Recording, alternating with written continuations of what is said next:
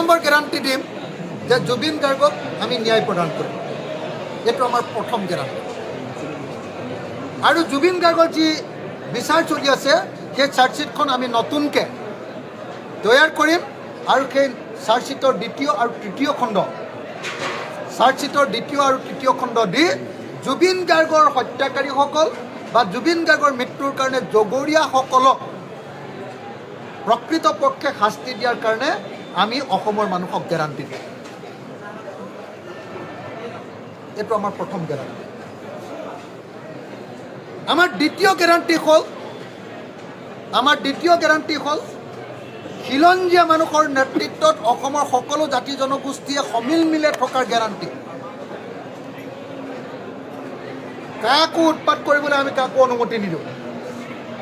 আমাৰ দ্বিতীয় গেৰাণ্টি হ'ল খিলঞ্জীয়া মানুহৰ নেতৃত্বত প্ৰত্যেকজন বৈধ ভাৰতীয় নাগৰিক, শব্দটো ব্যৱহাৰ কৰিছোঁ আপোনালোকে মন কৰিব, বৈধ ভাৰতীয় নাগৰিকক শান্তিৰে সমিতিৰে সমিলমিলেৰে বসবাস কৰিবলৈ দিয়াৰ গেৰাণ্টি। 2 3 নম্বৰ গেৰাণ্টি 12মাহীয়া খেতি।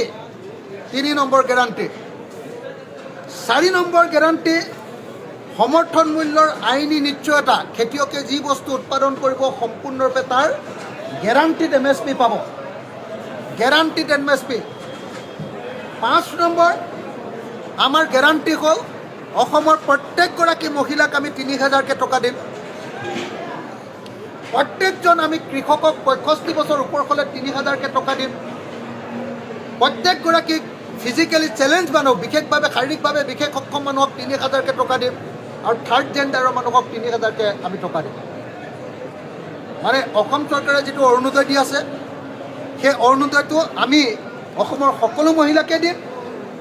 আৰু সেই অৰুণোদয়টো আমি এতিয়া 1250 টকা নহয় 3000 টকা কৰি দিম।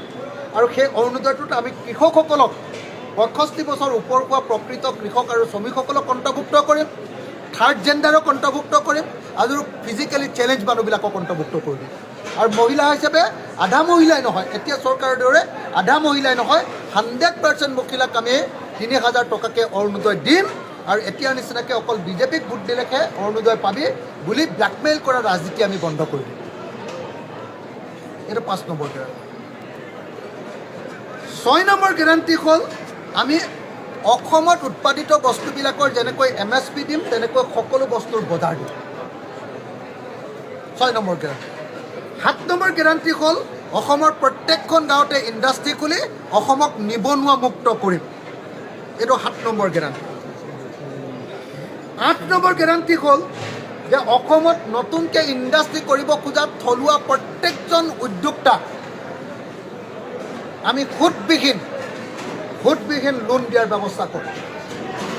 যোনে ইন'ভেটিভ ইণ্ডাষ্ট্ৰি খুলিব কোনেও 1 পইচাও ইণ্টাৰেষ্ট নোহোৱাকৈ অসমৰ খিলঞ্জীয়া প্ৰত্যেকজন উদ্যোগীক আমি বিনা সুদত ইয়াতে ইণ্ডাষ্ট্ৰি খুলিবৰ কাৰণে টকা দিয়াৰ ব্যৱস্থা কৰিম। বিনা সুদত, পইচাটো ঘূৰাই দিব লাগিব কিন্তু বিনা সুদত দিম। তাৰপাছত আমি অসমৰ 100% অসমৰ স্থায়ী চাকৰিয়ালবিলাকক আমি OPS দিম। 100% খেতিয়ক কি কয় চাকৰিয়ালক আমি OPS পুৰণি পেঞ্চন ব্যৱস্থা দিম। আৰু অসমৰ 100% যুৱক যুৱতী আৰু পুৰুষ মহিলা 100% যি কাম কৰি খাব খোজে তেওঁলোকক আমি চৰকাৰৰ পিনৰ পৰা বিনামূলীয়াকৈ তেওঁলোকক আমি দক্ষতা বিকাশৰ কাৰণে এবছৰৰ ট্ৰেইনিং দিম। ইংৰাজী আৰু হিন্দী শিকাম।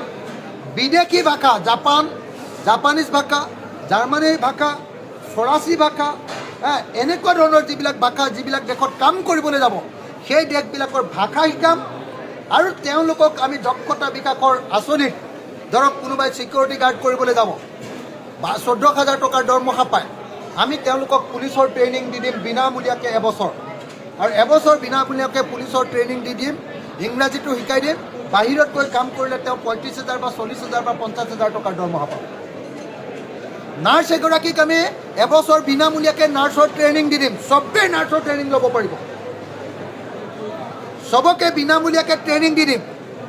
ট্ৰেইনিং দি দিয়াৰ পাছত তেওঁক ইংৰাজী শিকাম, হিন্দী শিকাম, জাপানীজ ভাষা শিকাম, ফৰাচী ভাষা শিকাম, যি দেশলৈ যাব খুজিব সেই দেশৰ ভাষা শিকাম আৰু তেওঁ এবছৰত যাতে 1 কোটি টকাৰ কণ্ট্ৰেক্টত তেওঁ যাতে আপোনাৰ নাৰ্ছ কৰিবলৈ বা ড্ৰাইভিং কৰিবলৈ যাতে বা ডাক্তৰ কৰিবলৈ যাব পাৰে তাৰ কাৰণে তেওঁলোকক এনেকুৱা স্কিল কৰি তোলে কথা বুজিছেনে অসমৰ প্ৰত্যেকজন মানুহক এই কাম কৰি দিম এইটো হ'ল আমাৰ 10 নম্বৰ আমাৰ গেৰাণ্টি তাৰপিছত 11 নম্বৰ গেৰাণ্টি হ'ল যে অসমৰ প্ৰত্যেকখন LP স্কুল ME স্কুল হাইস্কুলত ক্লাছে প্ৰতি শিক্ষক নিযুক্তি দিম প্ৰতিটো শ্ৰেণীয়ে প্ৰতি শ্ৰেণী কোঠাৰ ব্যৱস্থা কৰি দিম প্ৰত্যেকটো বিষয়ৰ প্ৰতি বিষয় শিক্ষক নিযুক্তি দিম আৰু অসমৰ প্ৰত্যেকখন বিদ্যালয়ত ইণ্টাৰনেশ্যনেল ষ্টেণ্ডাৰ্ডৰ হিমন্ত বিশ্ব শৰ্মাই যেনেকৈ তেওঁলোকৰ ঘৰত স্কুল এখন খুলিছে IB ইণ্টাৰনেশ্যনেল বৰ্ডৰ কেৰিকুলামত পাঠ্যক্ৰমত যেনেকৈ স্কুল খুলিছে ইণ্টাৰনেশ্যনেল ষ্টেণ্ডাৰ্ডৰ শিক্ষা অসমৰ প্ৰত্যেকখন প্ৰাথমিক বিদ্যালয়ত ইণ্টাৰনেশ্যনেল ষ্টেণ্ডাৰ্ডৰ শিক্ষা দিবৰ কাৰণে শিক্ষকসকলক আমি প্ৰশিক্ষিত কৰিম কি ক'লোঁ প্ৰত্যেকখন প্ৰাথমিক বিদ্যালয়ত বিনামূলীয়া শিক্ষা বিনামূলীয়া গুণগত শিক্ষা ইণ্টাৰনেশ্যনেল ষ্টেণ্ডাৰ্ডৰ শিক্ষা বিনামূলীয়া শিক্ষা দিওঁতে প্ৰত্যেকটো শ্ৰেণীত একোটা শ্ৰেণী কোঠা আৰু প্ৰত্যেকটো শ্ৰেণীৰ কাৰণে একোজন শ্ৰেণী টিচাৰ আৰু প্ৰত্যেকখন স্কুলত কৰ্মচাৰী 4th গ্ৰেড 3rd গ্ৰেডৰ কৰ্মচাৰী নিযুক্তি আৰু প্ৰধান শিক্ষকৰ নিযুক্তিৰ ব্যৱস্থা কৰা হ'ব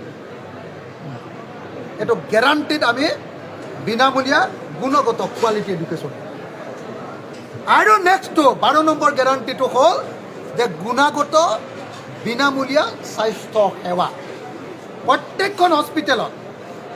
প্ৰত্যেকখন হস্পিটেলত মিনিমাম এইমছৰ ষ্টেণ্ডাৰ্ডৰ কিবা এটা বেমাৰ হ'লে ডাক্তৰ থকা নাৰ্ছৰ থকা 24 ঘণ্টাই পোৱা একদম পঞ্চায়ত পৰ্যায়ৰ পৰা হস্পিটেলৰ ব্যৱস্থা কৰি আমি গুণগত ট্ৰিটমেণ্টৰ ব্যৱস্থা কৰিম গুণগত quality treatment quality health care এই ব্যৱস্থা কৰিম এই 12টা আপোনালোকৰ সন্মুখত আমি আপোনালোকৰ সন্মুখত কি কয় গেৰাণ্টি দিছোঁ